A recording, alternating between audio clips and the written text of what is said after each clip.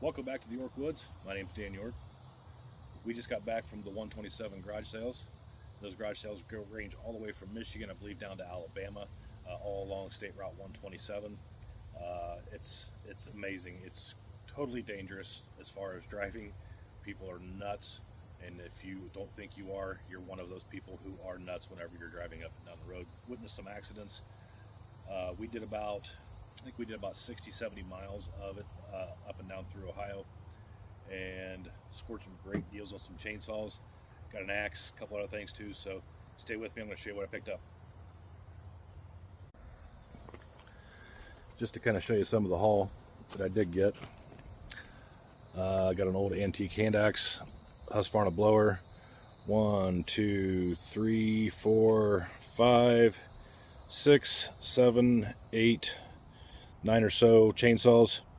We're going to start over here.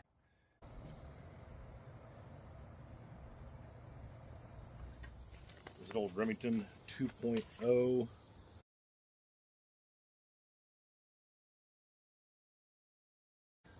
Obviously corded saw. Tried to find the serial number on it. Best I can figure is this thing's probably somewhere around the early 2000s. I did plug it in, it does work.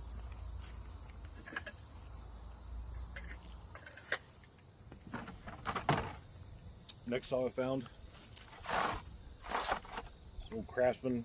Looked at this one up, and this one's probably somewhere in the realm of, again, the early 2000s on the saw. I buy these chain guards off of Amazon for like 20 bucks for a pack of 9 or 10 of them. So I try to put them on everything just because, to try to be safe. This one is a 2014 with a green circle around there. Anybody knows anything about any of these saws in the description that I'm not finding, by all means put comments down below. I'm learning about these saws, do as much research as I can. At that same sale, picked up a Remington.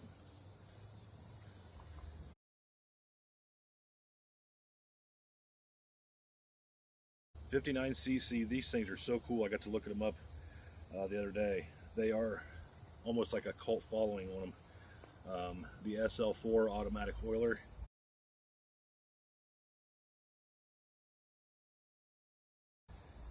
It does have a pump oiler on and off switch down here.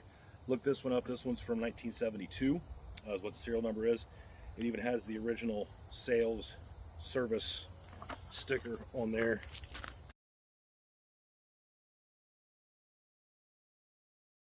I don't know if you can see that or not. From Coldwater, Ohio.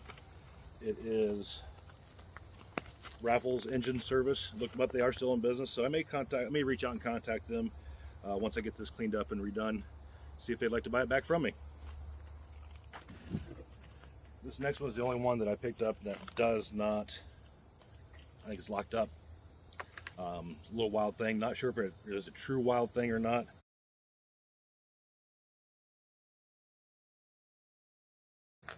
But for just a couple bucks, I wasn't going to pass it up. It should clean up really nice. Speaking of cleaning these up, future videos I'm going to do like some satisfying videos of just going through, taking them apart, cleaning them up, and kind of putting them back together. And at that point, I'll make a decision if I'm going to go through and actually redo them or leave them as wall hangers for the decorations in the barn. Now that I grab a hold of this one, the first one I showed you, the electric chainsaw, was actually one of the last garage sales we stopped at. Met a really cool couple. They were kind of setting some things out. I saw this little electric chainsaw on the kid's high chair, just kind of sitting there. It's like, cool find. Again, $5. Then I said I collect chainsaws. The guy was like, let me go see what I got. I got a couple of ones. He had some McCulloch weed whackers and hedge trimmers up in the attic. He found this one.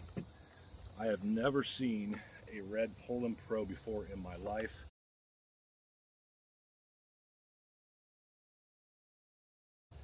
And if this scabbard looks unique, it's because his dad made it.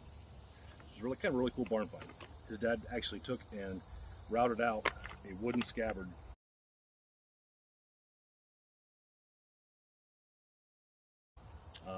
I'm definitely going to try to get this one put back together so I can do a video on it. I told him about the channel. He said he was going to check into it. So this is one that I'm really going to definitely consider redoing. Looked it up. It's from about 2005, according to the serial number and the numbers that are on it. But yeah, a red Poulan. Never seen something like that before. If you've got one of these or you've seen one of these, put one together, again, put a comment down below.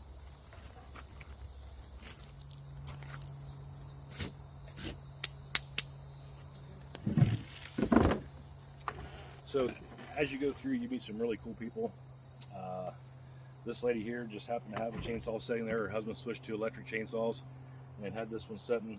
It's an old refurbished, I believe it's an Eager Beaver. I do have the manual on this thing. It is from, it's a Super Mac Pro Eager Beaver, factory reconditioned saw. Found the old receipt in here from whenever it was purchased, and it was $180, and it was purchased in '94, so obviously older than that, and being a reconditioned saw. Haven't really went through the manual yet, but the manual says 92, so I'm going to assume it's probably a 1992 saw. Really cool if you can get the manual of some of these, even if they are reconditioned. You can go back through, rebuild them, get the stickers. Stickers are kind of hard to find online, so if anybody knows a good place to find stickers, let me know. But yeah, really cool old saw. Heavy sucker, but some of these old McCullochs are they're just amazing. I like these McCullochs almost as much as I do the Husqvarna saws, simply for the fact of my dad had his first saw was a McCulloch. His second saw was a McCulloch. It was kind of nostalgic to find some of these old saws like this, and then get into some pro grade type stuff, which is hint coming up. But yeah, cool people, awesome saws. Let's get on to the next one. You've seen me on the channel before using battery powered chainsaws, so I thought I'd go ahead and get another one. Yeah, just a joke, but for a buck, had fun with it. Another saw that I haven't seen before is a Cub Cadet commercial saw. This model number is a CS5220.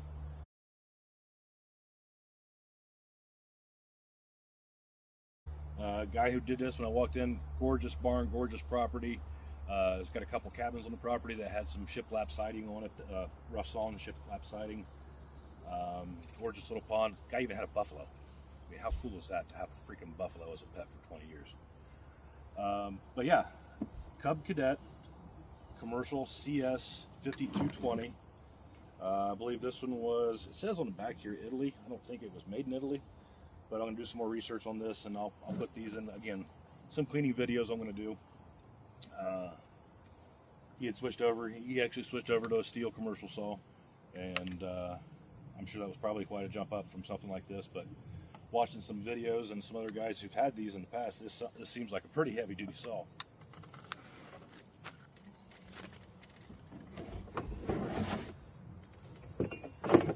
Another one of the cool finds that I found when I first got this axe. Obviously the axe handle is less than perfect. It's actually broke underneath here behind the hockey tape, but you couldn't see a single bit of this saw. It was this axe head, I should say. You couldn't see a single bit of it. Completely rusted over, no markings to be found anywhere. Went through. I just got done. I laid this in my ultrasonic cleaner for about an hour with some degreaser, some rust remover, and then just took a small plastic polishing wheel to it. Come to find out, it is an Evansville Grand Leader.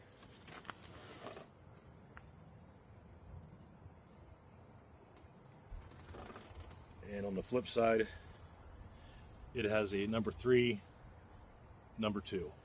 So an Evansville Grand Leader 3.2. Again, I don't know much about axe heads, but this thing was really cool. It wasn't that expensive, and I kind of wanted a double-sided axe. I don't have one, so I picked this thing up. I'll try to rehandle it somehow. May try to pick up a handle at Bunyan. If not, I'll make one from piece of something around here. I've got some hickory and some ash, so maybe I'll make a handle of it. Really cool axe head though. Put a little edge on it. Maybe I'll swing it a couple times, but it's going to end up probably being a wall hanger as well. can't go anywhere without picking up a blower. This nice little Husqvarna blower. Fired it up last night. Runs. Great deal on it. I think I paid 15 bucks for it. So, yeah, really good deal on the blower.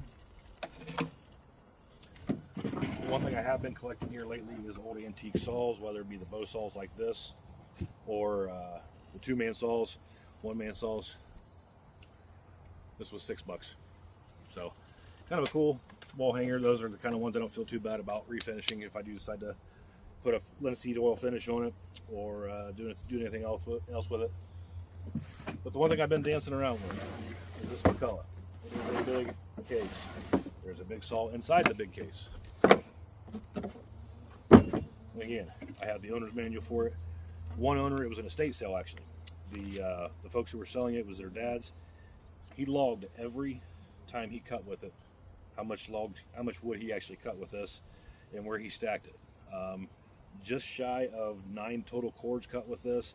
He's got them in 1.66 cords for the most part, and where he stored them at, whether it be in the driveway or in the basement or behind the house.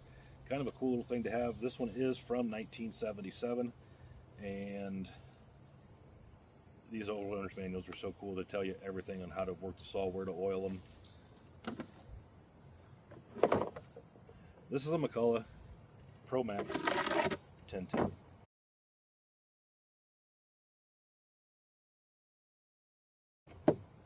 Still has a lot of the markings still on the bar. Obviously been used, wasn't cleaned. This is the perfect type of saw I'd love to get. The compression on this thing is just absolutely amazing. Doesn't have any fuel in it right now, but handbrake.